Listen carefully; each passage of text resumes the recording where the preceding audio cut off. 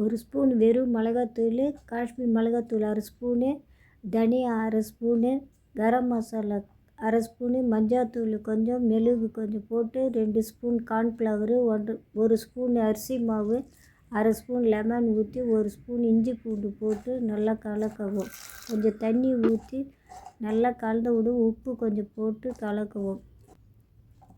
வேக வச்ச காலிஃப்ளவர் போட்டு நல்லா கலக்கி எண்ணெயில் பொரித்து எடுக்கவும்.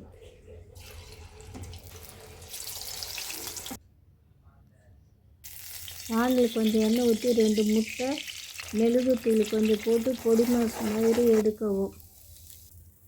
அதே வானலில் எண்ணெய் ஊற்றி 2 வெங்காயம், பச்சை மிளகாய் 1, இஞ்சி பூண்டு 1 ஸ்பூனு, பீன்ஸு கொஞ்சம், கேரட்டு கொஞ்சம் போட்டு நல்லா வதக்கவும். உப்பு போட்டு நல்லா வதக்கினவுடன் கோஸு போட்டு நல்லா வதக்கவும்.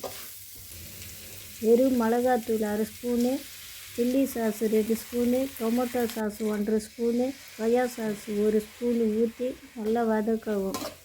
பொடி மாசு பண்ண முட்டையும் பொரித்த காலிஃப்ளவர் போட்டு நல்லா வதக்கிட்டு சாப்பாடு போட்டு நல்லா கிளறவும்.